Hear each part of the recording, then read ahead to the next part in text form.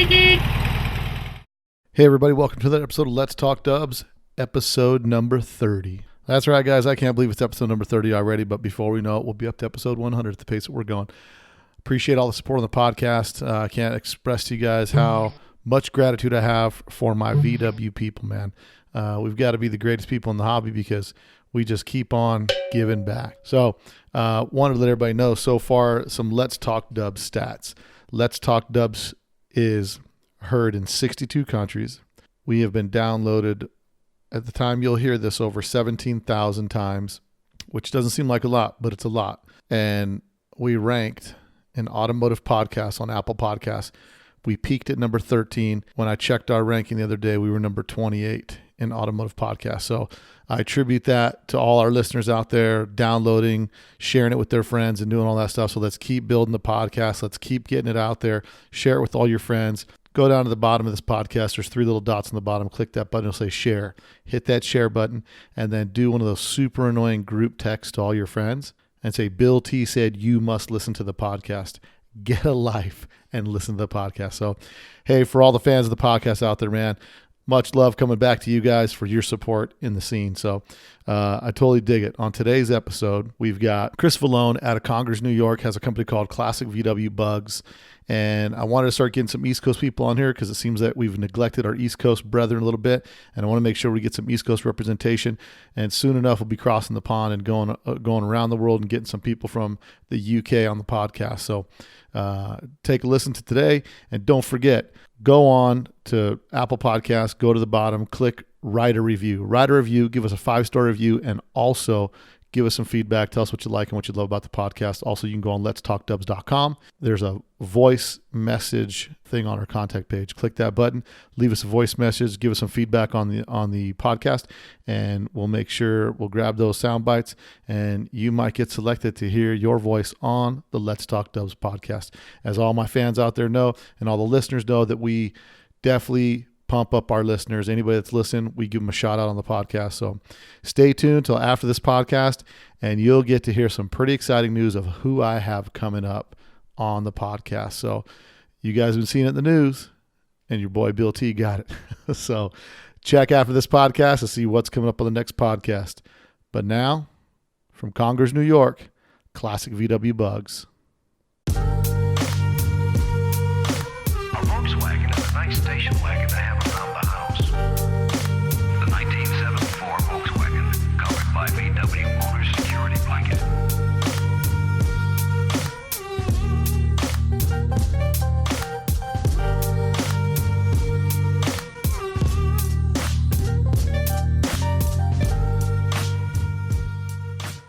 Hey everybody, on today's podcast, I'm continuing on my East Coast tour to get a bunch of shops on the East Coast and have them represent the VW scene on the right coast of the country. So on today's podcast, we're going to be hearing from Classic VW BuGs out of Congers, New York. On today's podcast, I've got Chris Jr. and Chris Sr. that are the owners and operators of this Volkswagen restoration shop that seems to be doing big things in New York. So Chris, welcome to the podcast. Glad to be here. Thanks, nice to be here. I first came across you guys. My brother here in Vegas has a restoration shop. And as I'm scouring the internet looking for a little bit of East Coast representation, you guys kept popping up. And then as I kind of did a little research on you guys got about 44,000 subscribers on YouTube. But I know that you guys, your videos get a ton of views. You've got some decent quality videos, a lot of how-tos and some things to this extent. And my brother said, oh yeah, I've been checking out Chris's videos for a while on some of the how-to stuff on some of the things that I do. So kudos to you guys for that, for putting some good content out there on YouTube, because as we all know, it's difficult to get. But as we start our podcast, we always start with your VW story and how you got into Volkswagen. So I don't know if it was senior or junior who got into VWs and who kicked off this whole thing that brought you guys down this trail. So basically, I think this year in August will be 20 years since I've owned my first Volkswagen. And I was a senior in college and I was going to school for fine arts. I wanted to be an artist, a cartoonist, filmmaker, director, that sort of thing. And I just wanted to be the artist with a bug. So one of my first cars I bought was a 71 Super Beetle convertible that back in the day, before like internet was the way to find things, literally opening up the local newspaper and the little ads, 3-line ad in the paper had a bug for sale over across the river from us. So we just hopped in the car to go take a look, and I was sold just based on eye candy. I knew nothing about them at the time. I knew they had rust. People always spoke about the floor pans and things like that, but I didn't really know where to look. So I wound up buying it anyway, and I owned that car for a good 8 years, and that was the longest I've ever had a Beetle. Ever since then, it's been maybe a year or two I own a Bug, and then they're sold.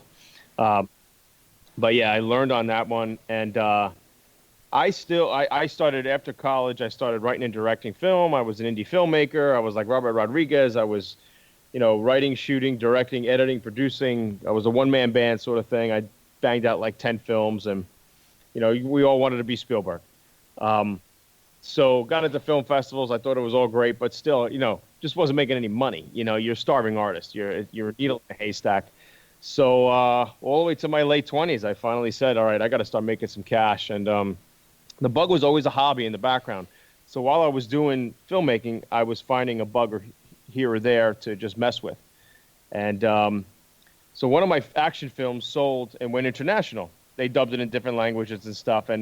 But I had dues to pay to my lawyer and to my distributor. So I had to sell one of my Beetles. So how did I do that? I honed up on eBay and learned how to market on eBay, and I used my filmmaking background to showcase the Beetle, even before YouTube, and I uploaded it to my website, and I had the video in the eBay auction. And the car sold, and yeah, sure, we made money. So my dad looked at me and said, maybe we have something here. So then I jumped on Craigslist and tried to find another one. Found another one locally, cleaned it up, did the video again, put it back on eBay, and sure enough, a bidding war, sold another one. And I'm like, all right, this is pretty cool.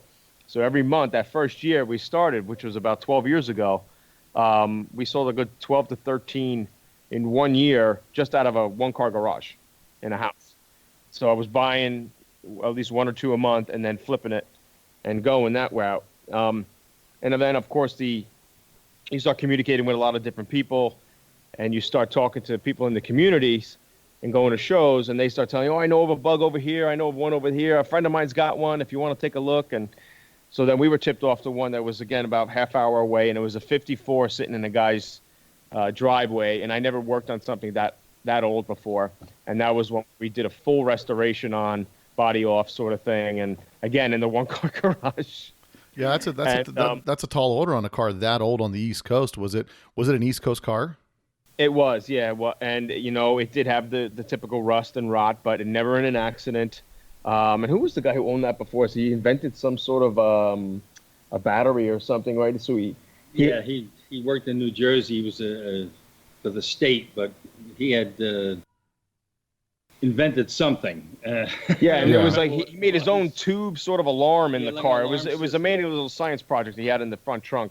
I remember that car, and black with the red gut, and I did it all back to stock, and I wound up putting that up on eBay, and that's when we were getting letters from the homeowners association like, you guys got to get the hell out of here. You can't keep doing what you're doing. So we agreed because we had bugs all around this complex and all in different stages. So people were laughing and giggling and admiring the cars in the very beginning, but as time went on, they were like, yeah, you know what? We're smelling exhaust at night. It's not good. The neighbors got tired of you borrowing their driveway. Can I put two in your driveway and one in your driveway? You got it. So I wound up selling. I put it up on eBay as a buy it now, and then boom, in 2 days it sold. And I didn't know who I actually sold it to. It's to Billy Joe Armstrong. Oh, yeah. He was a Green Day. Yeah, the Green Day. Yeah, it has a little band called Green Day. Yeah, a little band called Green Day. And I had no idea until later on. I guess a representative must have called me on his behalf, and it went to Hawaii. But that's what broke the camel's back, was basically saying, okay, we need a shop. Yeah. So basically a year and a half later, we had to get a shop. So I wound up picking up the shop that I'm at now. And it's a 2,000 square foot shop in New York. And now I really don't sell anymore. It's basically full-on client build. Because right around that time, people were calling me saying, I don't want to bid on your cars. Can you build me one? Sure. And I never even thought about doing that. So, look, I went to school to be an artist. I wasn't a businessman in the beginning, I've been learning, and we're still learning as business goes on. So I just looked online for, sample contracts and talked to all the shops of what they do. And that was it. And the rest is history. Now we're over a 2.5 year wait list to build for people. So you got a 2.5 year wait list to build cars, and you started But I would think by buying and not doing full restorations, but kind of prettying them up, getting them running good, and making them at least reliable, a decent driver for somebody and selling them. Exactly. And then was there a lack of like shops to find in the area that did this kind of work? Yeah, I think on this side of the country, you do have some shops, but most of them I think would be more of like a mechanical end of it as opposed to a full restoration end. And if you did have to have your car restored, you would have to be out, jobbing it to different people and taking it all different places. There wasn't like a one-stop shop to do everything. And most of the mechanic shops, even around here now, are fizzling out. More and more people are calling me around here in the tri-state area, and they can't find people to work on their air-cooled. There are some Porsche shops. There is a couple other foreign shops in Greenwich, Connecticut, and maybe in Jersey. But for the most part, as far as a full restoration shop, I think we're one of the only few here, and that only works on the Beetle. I know there are other shops, they work on other different types of cars too, a bus, a Ghia thing, that sort of thing. So now, how did Dad? How does Dad get into it with you? He started in Brooklyn, and when he was a mechanic in Brooklyn, but he only worked on muscle cars. So, but he was a cop in New York City for a good 22 years, and then he retired there and had his own landscaping company. So he worked on the engines for the lawnmowers. So he felt like, the Beetle motor is just one step up from a lawnmower. And at the time, they didn't understand, me going on, starting in online internet-based business, because that's primarily what we are. Sure. They didn't understand that. So I started going one after that, and he came in and said, look, let's do it. And so I brought him along. That sounds awesome. So to date, how many cars have you guys put on the road to date? We got to be 100, 150 cars, something like that. 100, 150 cars. And in respect to the cars that you guys built, the majority of these sales come through your website. Like people just on the website looking for a classic VW Bug, they find your website and they're like, hey, I'd like for you to build it. Because as I reviewed your website, it seems pretty thorough and pretty detailed in respect to pre-vetting your customer that goes on there that's looking to get something restored. You kind of have a fill out sheet, wish list of what they want, what their expectations are, and all this kind of stuff, because it seems that you guys have at least done your homework to the point where that the majority of jobs come off the rails when there's a customer expectation and a shop's modal of business, and it's kind of like where the two of those meet, it needs to be straightened out before it gets started. Yeah, for sure. I mean, we used to do even driver quality restorations in the beginning when I first started. I figured out you could do a driver quality one, and then we could do a concourse one.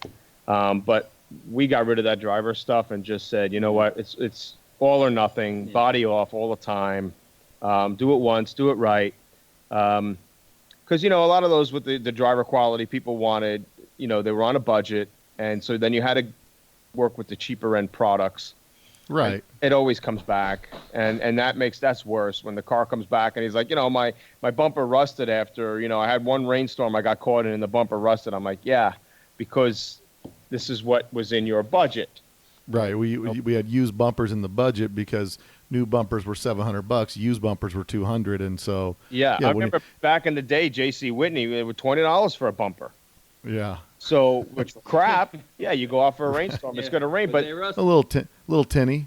Yeah. So, but they would come back, and then what happens when they come back? They want to change, and then it's more time, it's more money, So you got to balance the time.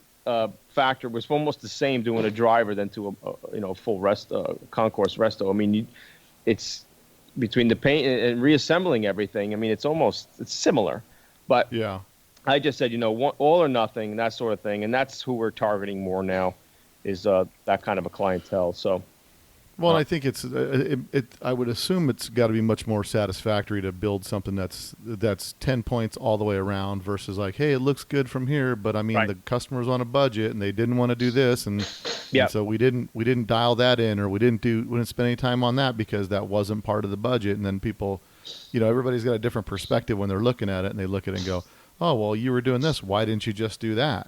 So. That's kind of the tough thing, is to define who defines what a driver quality is. We all drive different levels of cars. Exactly, and that's everyone's opinion is different. And that's the funny thing about this whole scene.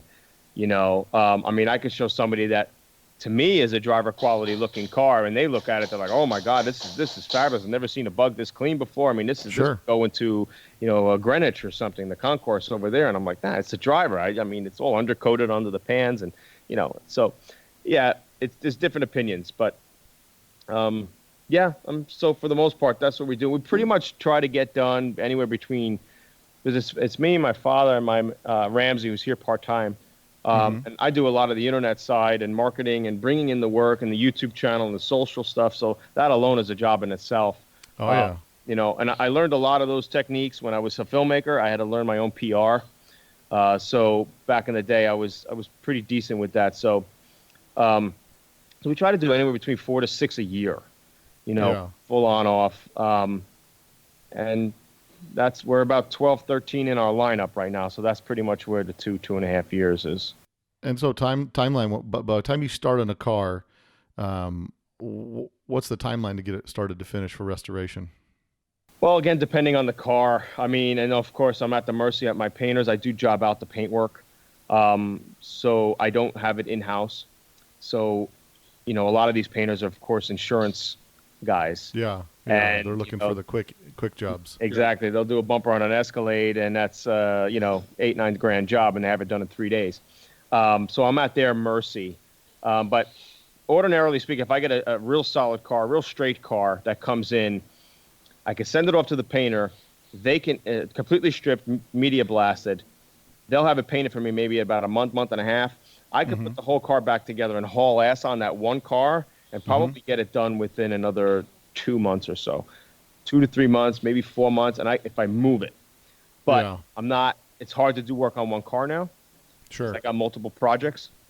So generally speaking, you try to get them done within, 4 to 6 months, something like that. So you're turning around a restoration 4 to 6 months from the time the job starts. So, I mean, if all goes well with your painter, as long as you don't get, and sometimes customers don't understand bad weather. If you get 2 weeks of rain, of course, that's delaying a bunch of stuff. You know what I mean? Just because you got to let the paint cure, things got to shrink up. You got to, especially if you're in the middle of sanding a car down to metal. Now, what are you going to do? You got that much humidity in there. You come in the morning, the whole car's covered in rust. Exactly. So it's like an extra 2 hours starting over every day. Exactly. There's many factors involved. When you have a perfect scenario and it's dry, say like September weather like we have here, you can get the car done fairly quickly. I mean, as the car's at the paint shop, we're working on the chassis here, so that's getting all done. The seats are getting done. Frames are getting either painted or powder coated. All the stuff is getting lined out. I got all the parts, sectioned off on a table from interior, exterior to doors and whatnot. So when the car comes back, it's literally just plugging it back together. And if you just focus on the one car, you can get it done fairly quickly, especially when you got 3 guys.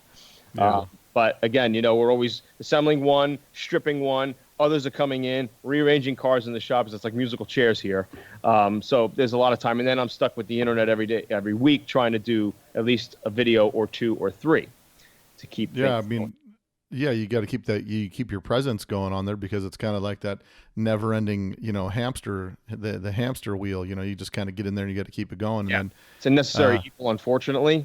I mean, well, and let me ask you this question, because, I've talked to a couple other people that have businesses, and like most VW businesses, you've kind of followed the process, right? Started as like something you're doing at home because it was a passion and you figured out, hey, I could make $1 doing this. So I'd rather do something I enjoy, and then turn it into a business, and then most of your business pipes in off the internet.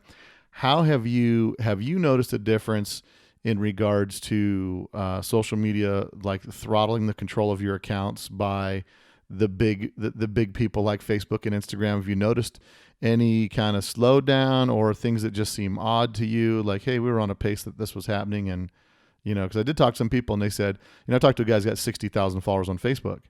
He says, I put up a post and nobody sees it. I get 20 likes. Yeah.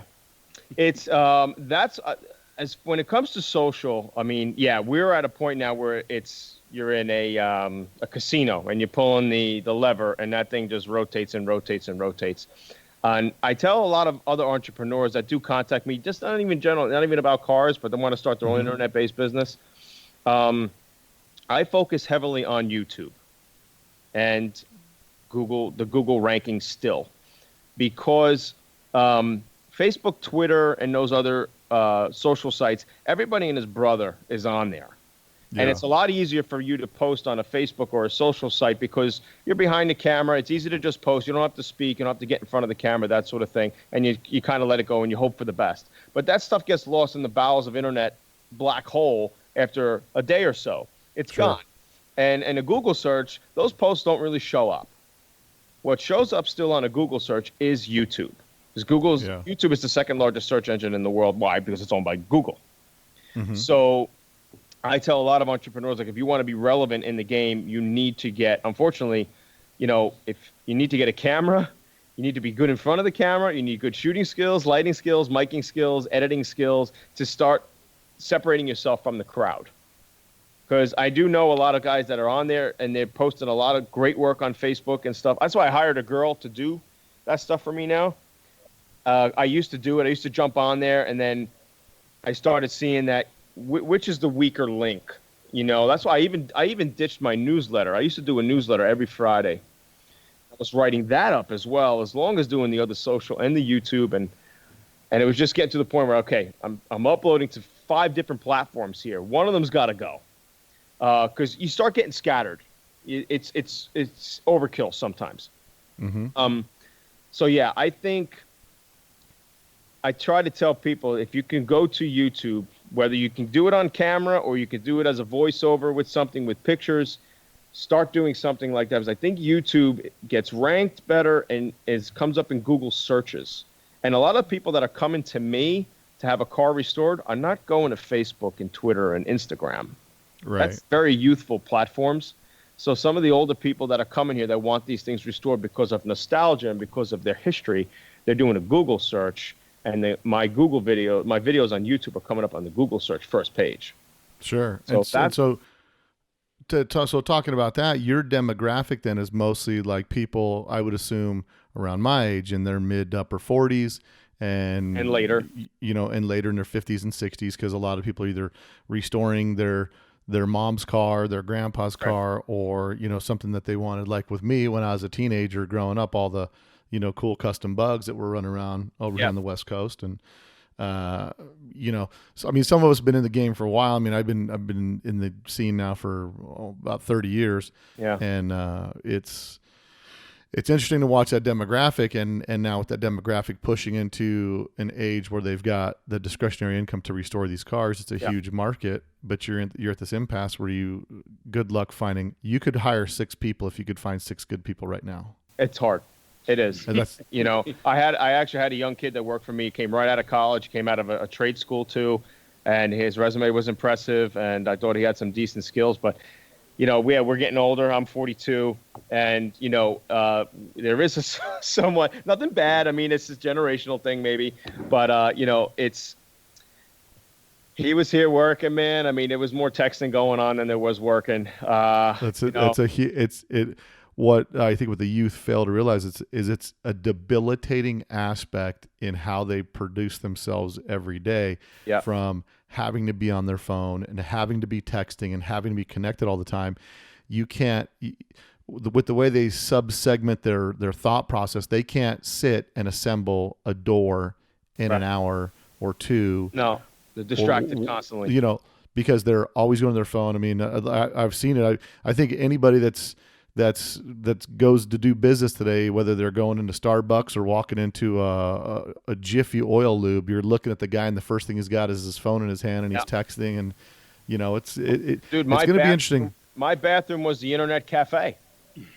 So 2, 3 20-minute periods in that bathroom, and he's not coming out, and I'm like, all right, that's you're talking over an hour now. You're in there.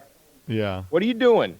Right. It's stuff like that. I mean, nothing against them. I mean, it's no fault of their own, I guess. I don't know, but it's just the way they were raised. They didn't have dads like we did that yelled at us, made us do stuff. Yeah, totally. That's what, and sometimes you need the hard truth. And, it's, I don't know. And they want to be CFO in 6 months.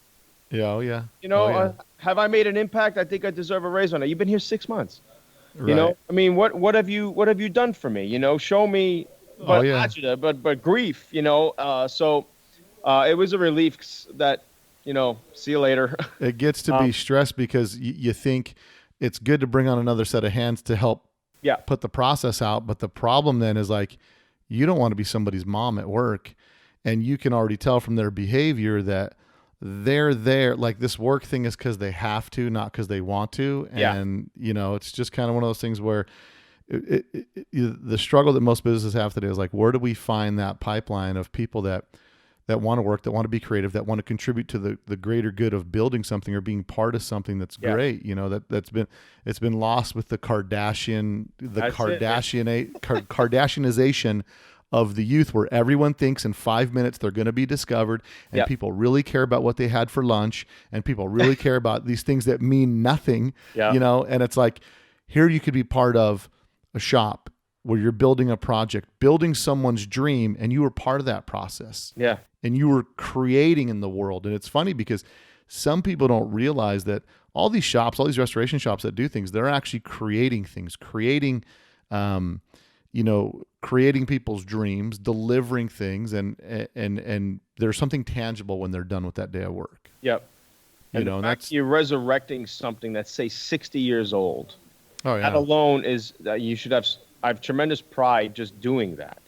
You know, when I show somebody a complete rot box that's coming in from, say, we just got a 55 in that came in, a ragtop threefold from Virginia, and family owned. And, you know, the great thing about this business is the fact that I hardly have to find these cars anymore. The families are calling me and saying, hey, I see your YouTube videos. I love what you do. I just want my car to go to a good home.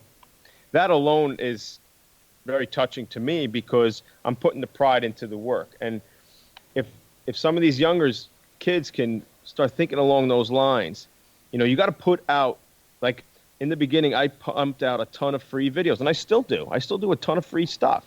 And I was getting hacked in the beginning with people telling me, hey, you know, Vallone, why are you giving away the secrets? Why are you putting out these free videos for nothing? And I'm like, because eventually it's going to come back. And I thought that even back then, when I didn't even think my business would get to the point where it is now. And so that's worked. And that's where I get these cars that come to me, which I'd never find them online or in a classified section. Oh, absolutely. You know, they just call me and say, hey, look, this was my mother's car. They were the second owners of this since 66. The father died last year. Mom's got dementia now, so they need the medical help and the cost to pay for that. So, you know, things like that are touching. And that's the kind of thing where I look back and say, man, that's, you know, we're doing something right. You know, I mean, yeah. So now your online presence has given you the ability to people now find you to sell you their car, and then you get a good opportunity where you can match up buyers and cars. Sure. Yeah. So like I'll even have the car in say like inventory. So say this 55. I mean, I purchased it myself, but if someone wants to sign on to that as a build, they can do that.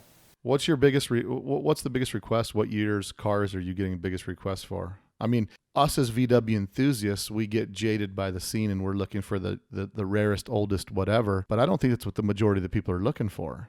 Not anymore. I think, you know, there was a time. I mean, you still get those people. Like, of course, like the 50s cars are very a few of them. But what are most people? Are they bringing you a 71? Are they bringing you 73s or 68s? Are you what do you see in a majority of mid 60s cars, mid 60s and up? Most of, I would say 67 and earlier. Mm-hmm. You know, occasionally we'll have we got a 57 in, a 56 we're doing for a client. But most are, I would say, late 50s to up to 67 are most. We did do a 74 Super Beetle for a woman a few years ago. They bought that car brand new. So they've had that car in the family since new. So you get those sentimental projects, you know, and I kind of brief these people to say, hey, look, what you're gonna spend on the resto far outweighs what the car is worth. Right. So just so you understand that, and most of them are understandable. They just want the car because it's nostalgic. It's a family remembrance. I would say 67 and earlier, you know. Are you in the driver's seat for the restoration? And most of the time people say, I want it all original.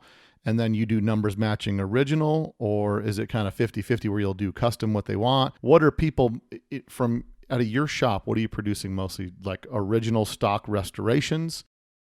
Yeah. Stock as far as stock motor, stock height, stance.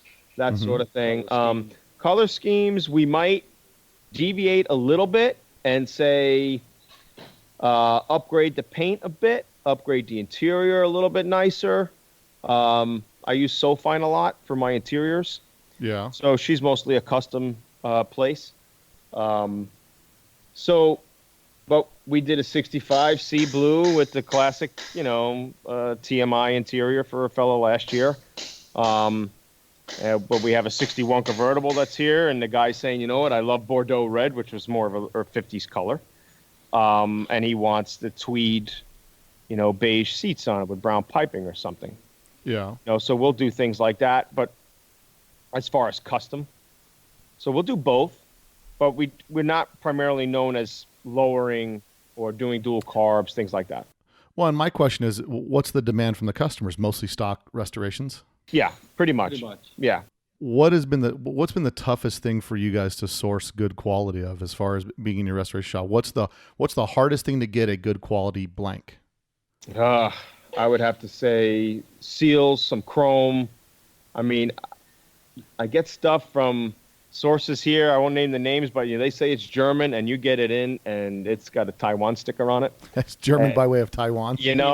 And again, one of those flash rust things. The car. I mean, so and what's funny is that I'll buy the part this year, and then next year I'll buy the same exact part, and it's different. Yeah. And it's different quality. So, I get from my guys out west, probably maybe where you are, but yeah, I would say for the most part. Seals are getting hard. You feel the plastic in them. Yeah. It's just not a good, we got to bake them outside to get them soft. Window seals are getting hard. Yeah, I've got on my Squareback. My Squareback's got some the aftermarket stuff, Yeah, my Squareback has some stock style taillight seals that are 2.5 years old, and they're cracked already. Yep. Yeah. And it's like the original VW seal would go 40 years without cracking until you touch it. Well, we got a 62 behind us that we did for a girl, and she has to sell it. It's a turquoise car. And we found this car in California. It was already painted, had a great paint job on it. So we bought the painted shell, brought it here. She signed on to it, and we put the car together for her. And she's had it for 2 years. She came down with an illness. Unfortunately, she got cancer. So she has to sell the car now. So she called me back up to help her sell it. And now, bear in mind, she lives up in Boston and lives on a beach.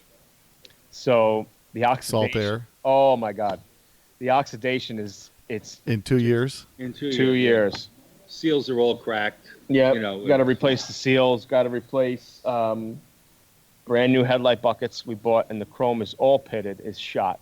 Yeah. It's just even and that's all from the morning dew on the ocean air, the heavy moisture in the air, the salt water sitting on things. Yeah. But what's interesting is the rubber. You wouldn't think the rubber would be affected by it, but the chemical compound in rubber has to be so different today than it was. I think so. Yeah.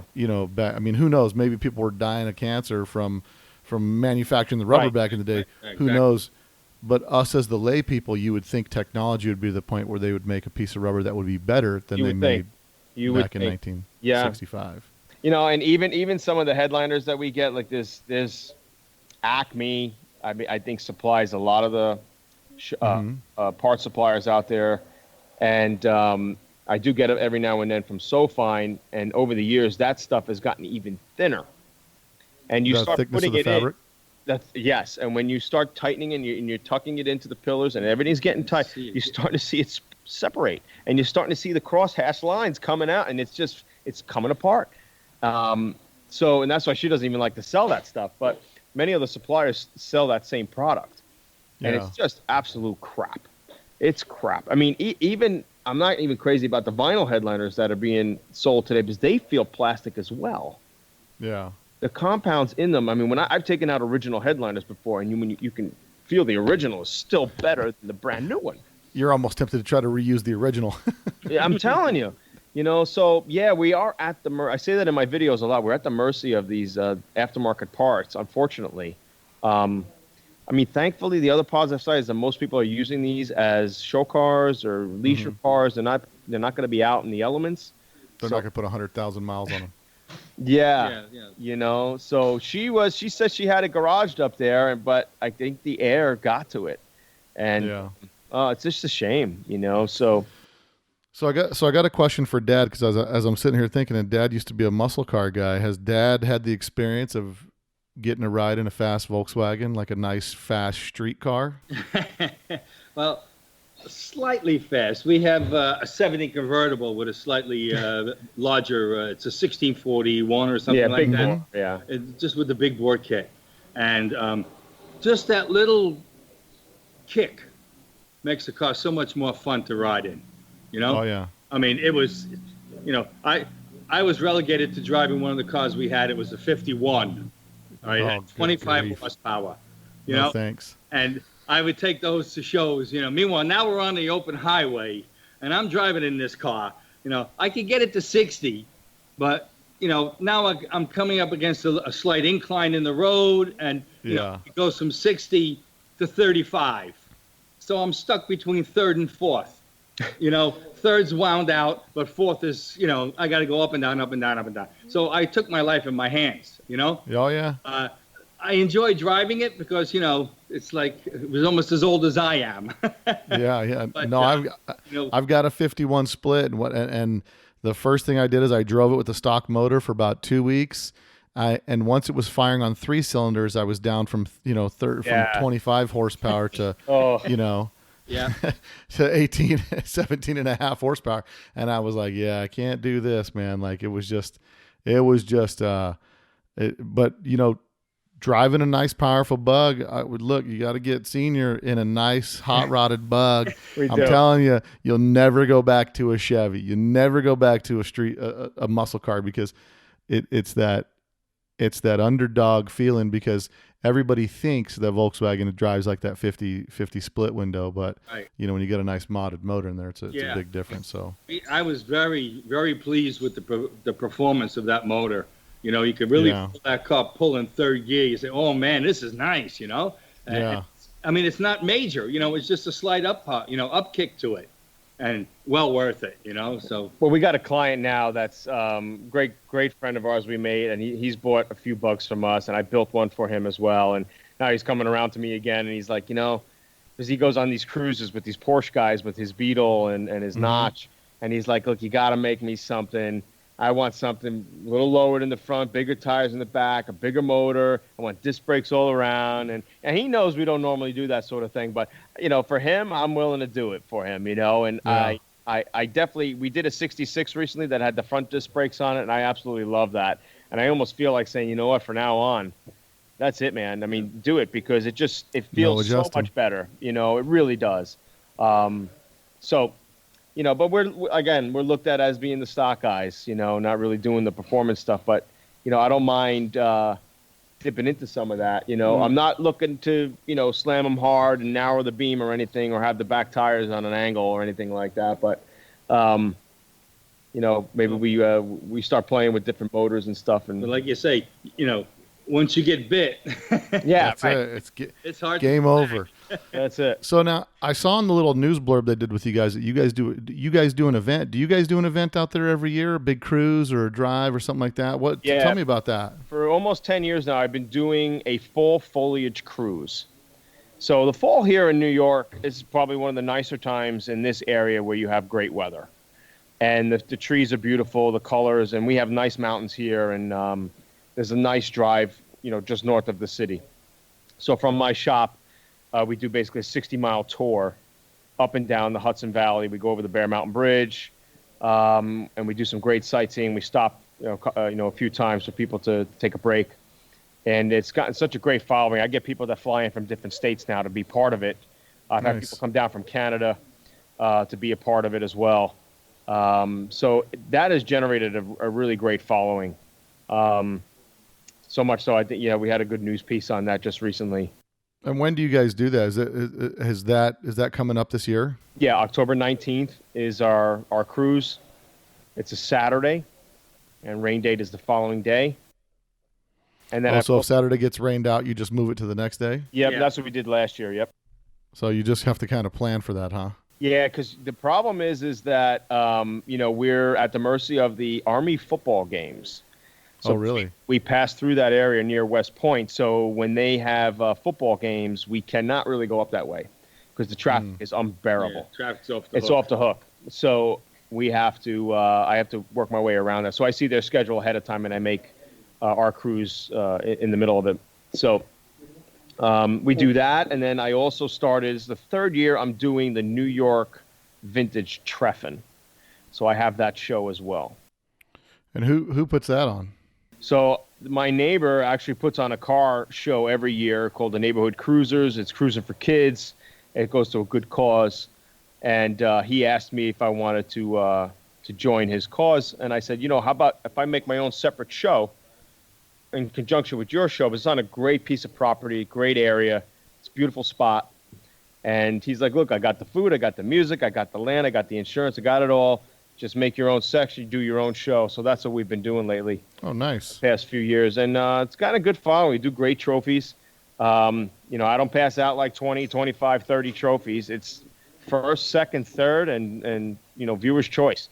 And it's the best of the best. And we look at the craftsmanship of the cars, not necessarily correctness. Yeah, So- I look at the build quality is what you mostly go off of. Exactly, yeah. So, we've even selected, custom cars that are very well put together. You see a lot of custom that sometimes can be, they look like backyard jobs. But, you see some that are very high quality. And so it doesn't have to be bone stock, all original sort of things, So that goes on at your show there at your property. No, that goes on at, actually, we do it at a place called Bowline in Haverstraw, New York. It's one Bowline Plant Road in Haverstraw. All this stuff's on my website, too. People could just do a quick search for it on classicvwbugs.com. Sure. And that's on the September 29th is that one. Oh, very cool. So that's more of a concourse where you guys are you guys calling it a concourse show? Is that what you're calling no, it? not a concourse show. Just, everyone is welcome to show. But again, our trophies are going to be based on the craftsmanship of the Build car. quality. Yep. Sure. Yep. No, that's awesome. So when you guys are so you guys are pretty proficient in doing metal work, I would assume, since being out there in the East Coast, there's a lot of metal work that needs to happen to these cars. Yeah, you'd be surprised. I've grabbed some cars here that are actually really solid. Like the car from Virginia came back really solid. And we've grabbed a few from Pennsylvania that came back really solid too.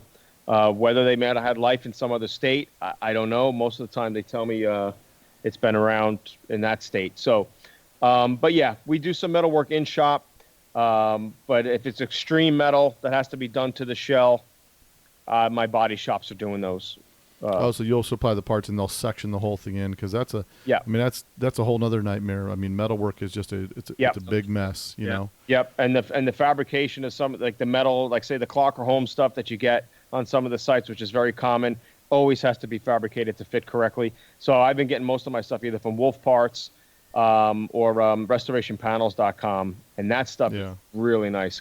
Classic Fab too for the heater channels and the floors, because they just fit right. The time is cut down to a fraction compared to using, the stuff that's in some of the regular shops here. Yeah, which is maybe a big point to bring up to customers that maybe want to supply their own stuff. Everybody thinks they're going to save a buck here or there, like, I found these panels super expensive or this cheap or that cheap, and sometimes that it doesn't pay. No, it doesn't. I've learned that time is money, and it's always better to go with the better part, because you're cutting your time down. You might think you're saving on the front, but in the back end, it's too much hassle, So, but we do the metal work for chassis here. We'll do floor pans in the shop. So, because I give my painters the shell and I take the chassis back. So you build the chassis complete there at your shop. Yep. Okay. Yep. You guys do the engines in house too? Mm-hmm. Yeah, we'll do them here, or if we are backlogged, I do have some guys in Cali that have been doing some motors for us.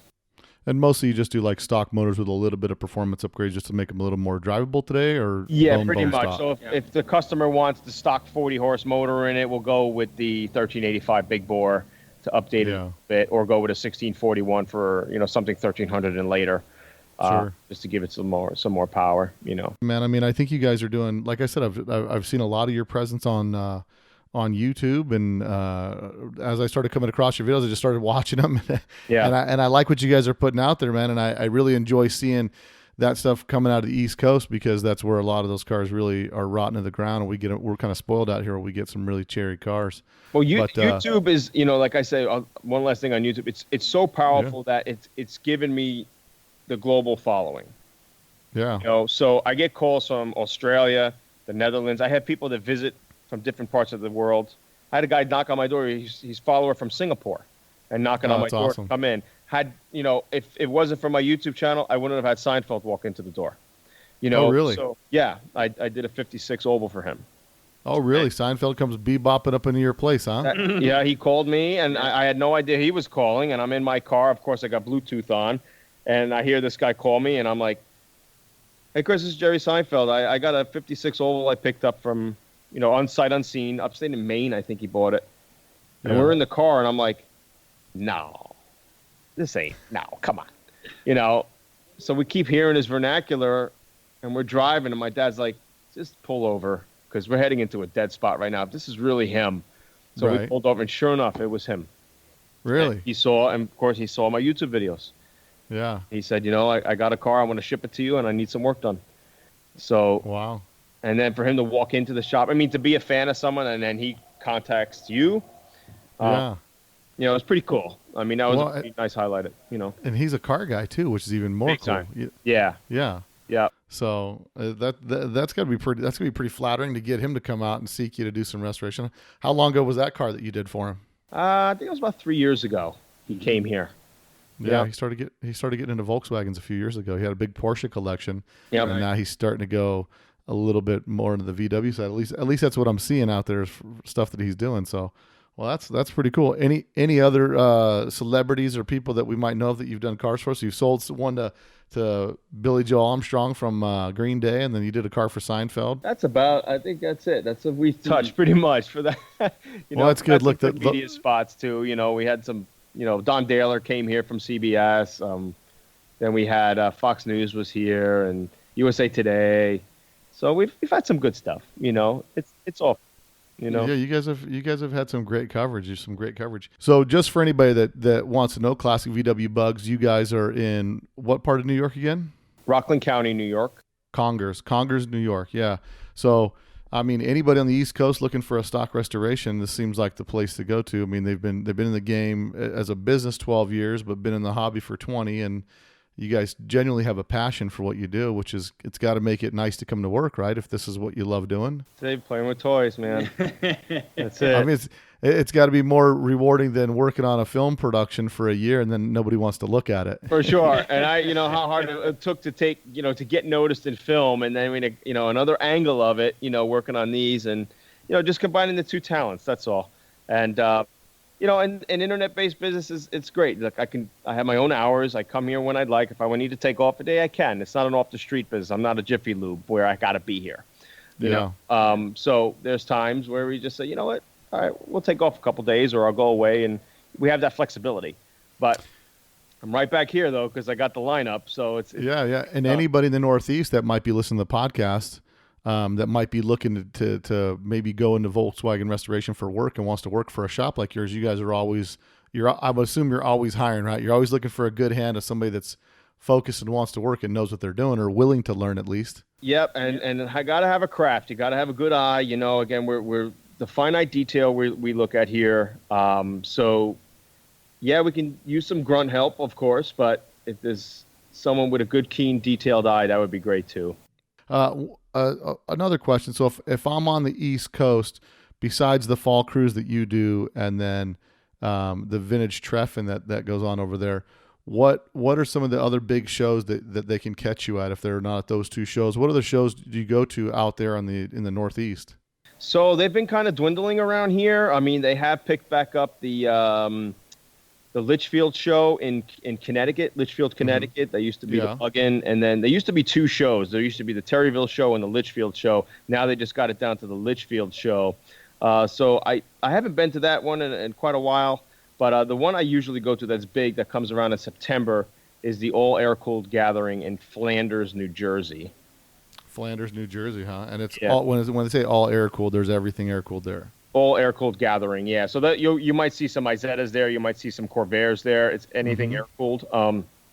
And I've been going to that show for about 10 years. It's one of the nicest locations you can go to have a show. Very pleasant weather, of course. And, the gang down there is good. They know how to put on a good show. So check that out. Yeah, well, that's awesome. Well, man, I appreciate you guys coming on the podcast and getting to kind of talk to you guys about what you do. Is there anything you guys want to leave us with before we part ways? I mean, obviously everybody knows that to get to you through classicvwbugs.com or Classic Bugs. classicvwbugs.com. Okay. And that's the same with social. So if anybody wants to hit me up on social or the YouTube channel, you just do a quick search for Classic VW Bugs or my name, Chris Vallone, and that stuff will pop up. I can't answer everybody's question. I get 3 to 4 hours of questions thrown at me every day. And I believe it's hard to get to answer. So the best place to hit me is either through my email or through YouTube. I do go on social every now and then, guys, but it's I do have somebody that does that side of the business for me. So a direct contact would either be my email or my website or YouTube. So email, website's the best place to get a hold of you. What do you see? How do you see from your perspective what you see in the past couple of years? How do you see the future of what you're doing out there? Do you see it staying strong? I mean, you're getting busier every year, or what do you got happening? Yeah, we have been getting busier every year, and a lot of times I keep saying to myself, "Man, how are we going to do this?" But we do it, and each year we keep getting busier.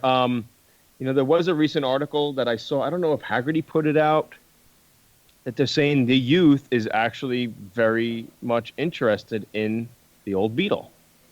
Really? And I was surprised to hear that because, everyone says, hey, it's only going to get to a certain point.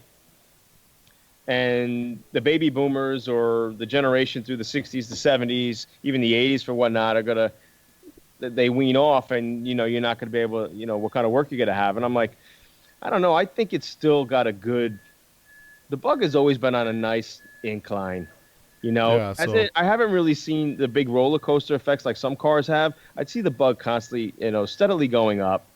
But from your perspective, you don't see it slowing down on your end anytime soon.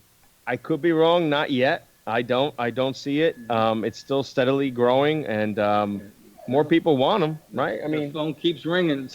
Yeah. It just You're doing something right.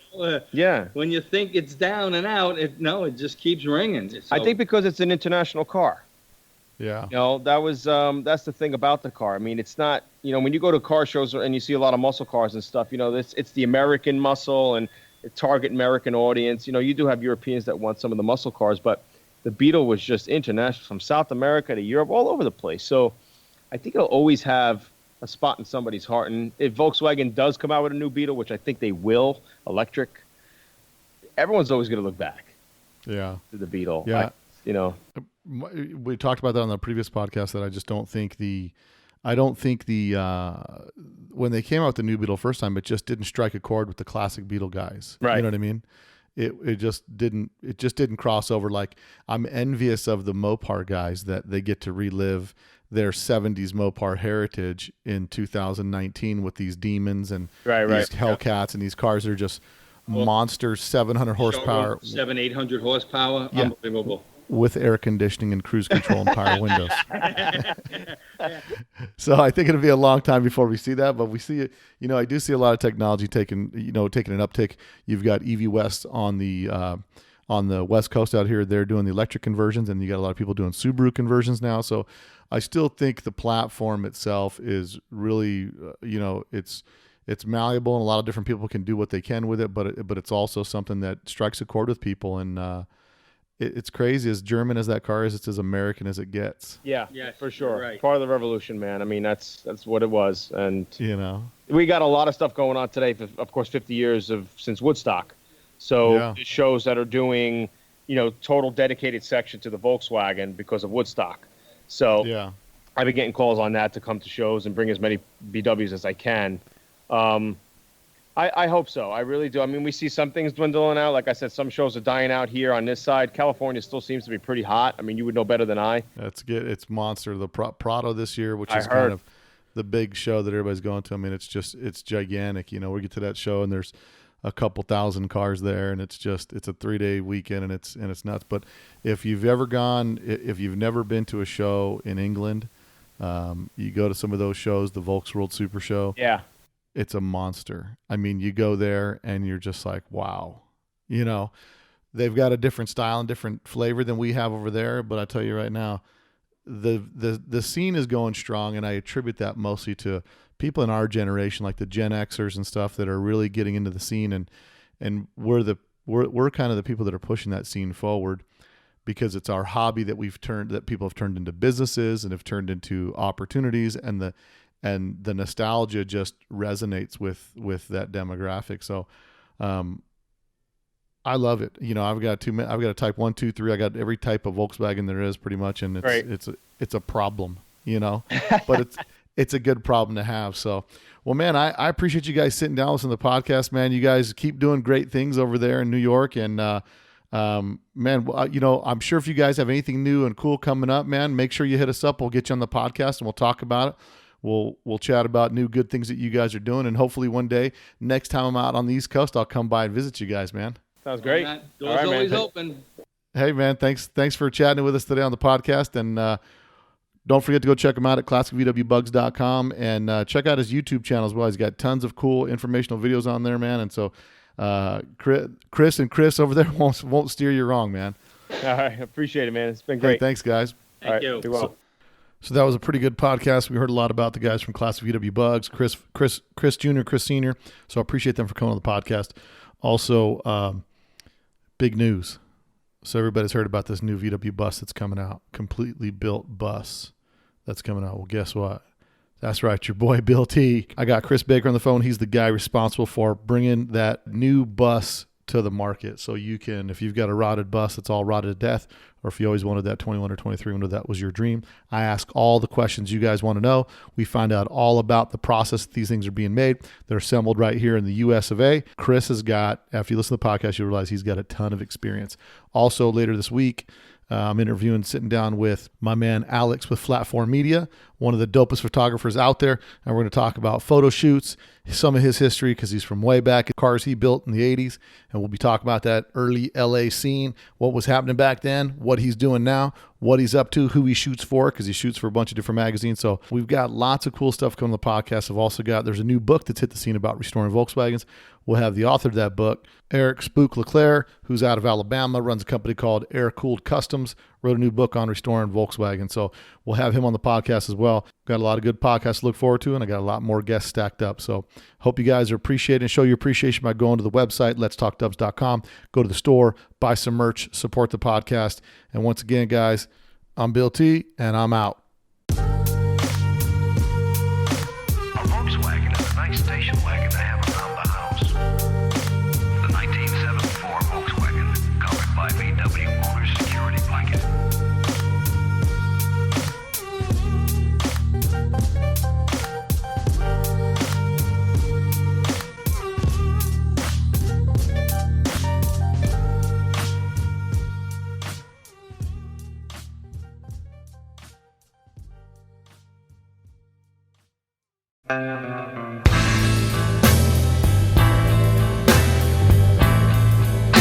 Beep beep.